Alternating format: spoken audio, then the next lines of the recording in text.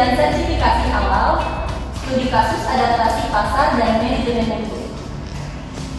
Sebelumnya, perkenalkan, saya Nurma.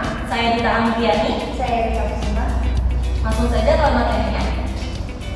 Yang pertama adalah latar belakang. Mixu, sebuah merek es krim dan minuman asal Tiongkok, telah berkembang pesat dan menjadi populer di banyak negara, termasuk Indonesia. Sebagai negara dengan mayoritas penduduk Muslim, sertifikasi halal menjadi aspek penting bagi konsumen Indonesia.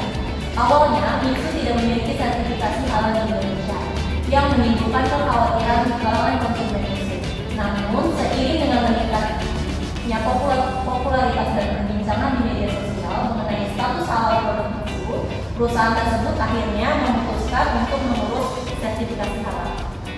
Pembahasan yang akan kita bahas kali ini adalah yang pertama, ketidakadaan label halal, yang kedua, viralnya perbincangan, yang ketiga, kriteria halal yang membutuhkan sertifikasi, yang keempat,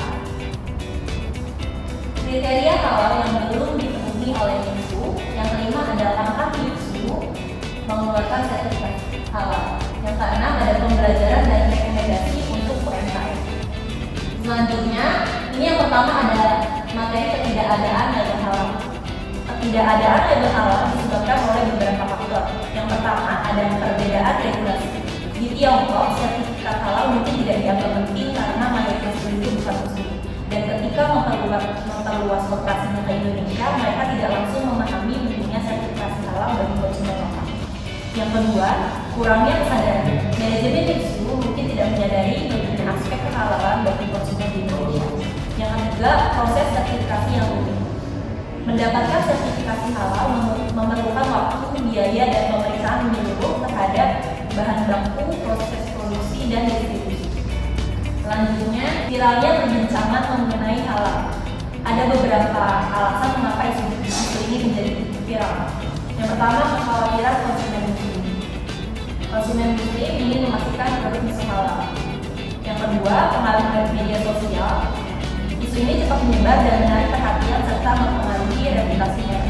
Yang ketiga, pentingnya transparansi. Konsumen modern menghargai transparansi termasuk status kehalalan. Selanjutnya akan dibawakan oleh Oke, terima kasih Dita. Sekarang saya akan melanjutkan materi pembahasannya, yaitu kriteria halal yang membutuhkan sertifikasi. Nah, untuk memastikan sebuah produk bisa mendapatkan sertifikasi itu ada beberapa kriteria yang harus dipenuhi, yaitu salah satunya ada bahan baku.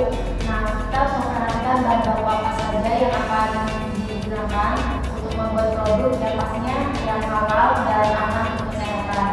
Kemudian ada proses produksi, terus ada penyimpanan dan distribusi, kemudian ada pengolahan dengan cara yang baik, terus kebersihan dan sanitasi yang harus tetap terjaga, kemudian regular dan pengemasannya harus aman, kemudian prosedur slaughtering, kemudian sumber air yang bersih, selanjutnya inspeksi audit, kemudian dokumentasi dan rekaman, dan yang terakhir yaitu komitmen manajemen. Selanjutnya di sini ada kriteria halal yang belum dipenuhi oleh Mixu itu terdapat beberapa. Nah, dari sebelum mendapatkan sertifikasi halal itu, Mixu menghadapi beberapa tantangan dalam memenuhi kriteria tertentu. Yang pertama, bahan baku. 90% bahan baku diproduksi di pabrik Mixu yang berstandar internasional di Tiongkok. Kemudian proses produksi mungkin belum sepenuhnya sesuai dengan standar halal, terutama dalam kebersihan dan penggunaan peralatan. Dan yang terakhir itu dari segi penyimpanan dan proses produksinya mungkin belum mencegah kontaminasi dengan bahan non-halal. Selanjutnya, langkah Mixu mengeluarkan sertifikasi halal. Merespon kekhawatiran dan permintaan konsumen, Mixu mengambil langkah untuk mendapatkan sertifikasi halal. Nah, langkah-langkah yang dilakukannya itu antara lain, yang pertama, pengajuan sertifikasi halal.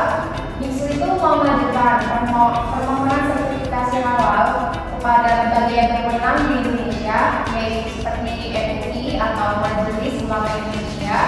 Kemudian penyesuaian proses produksi.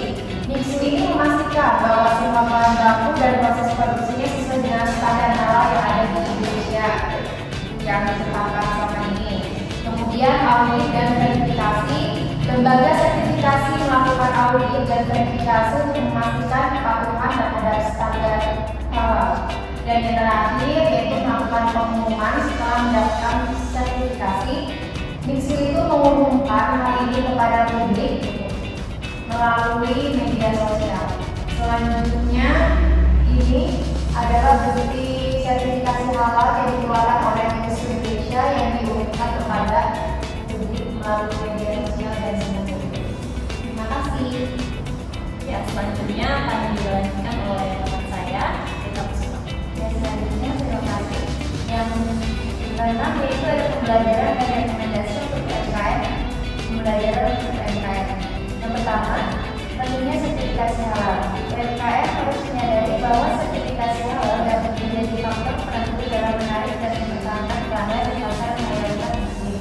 Yang kedua ada transparansi dan kepercayaan, yaitu dalam keterbukaan mengenai proses produksi dan sumber bahan baku dapat meningkatkan kepercayaan konsumen. Dan yang ketiga ada adaptasi lokal. Penting bagi UMKM untuk menyesuaikan produk dan proses mereka dengan norma dan nilai-nilai global untuk memastikan penerimaan yang lebih luas. Dan yang terakhir ada komitmen manajemen. Manajemen yang menunjukkan komitmen terhadap kualitas dan kehalalan produk dapat membantu membangun reputasi positif dan kepercayaan konsumen. Selanjutnya itu rekomendasi untuk UMKM. Yang pertama ada pengambil regulasi lokal. Yang kedua ada proses sertifikasi diri. Yang ketiga ada manajemen kualitas.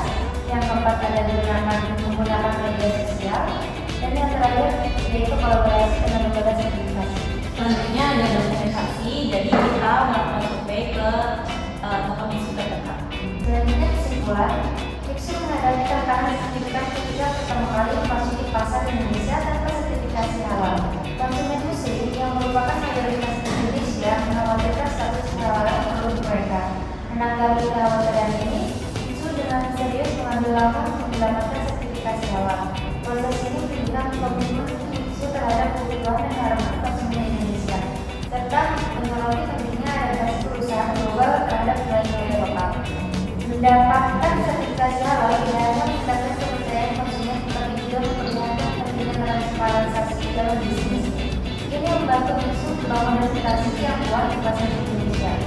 Kasus ini menekankan bahwa perusahaan global harus sensitif terhadap nilai, budaya, dan agama setempat untuk sukses. Dia juga memberikan pelajaran berharga bagi UMKM tentang pentingnya adaptasi dan komitmen terhadap manajemen mutu dan kehalalan produk.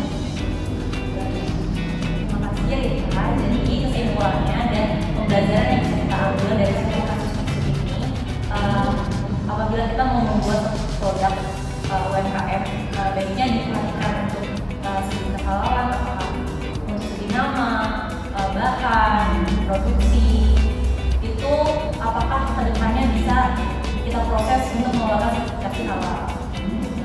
Dan selain itu, kita juga bisa menggunakan media sosial untuk mengklarifikasi suatu masalah seperti MIXU. MIXU ini kan masalahnya dari awal karena dia belum punya sertifikat halal.